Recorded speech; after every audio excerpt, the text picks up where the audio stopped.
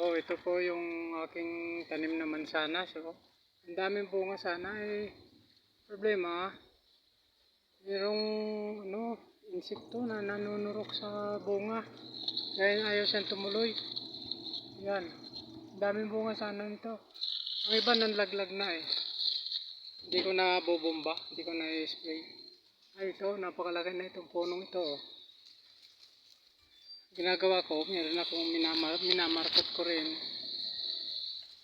Pagka ililipat ko na sa paso. Ang iba binabading ko.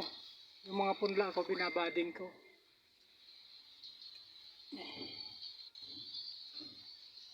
Yan.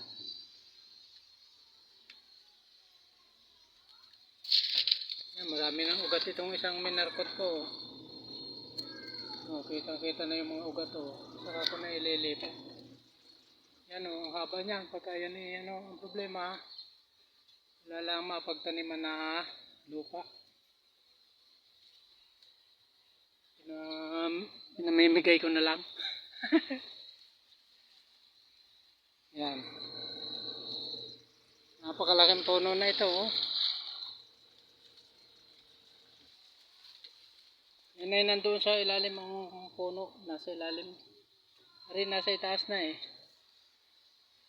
Yan. Binutas ko na lang din sa bubong oh.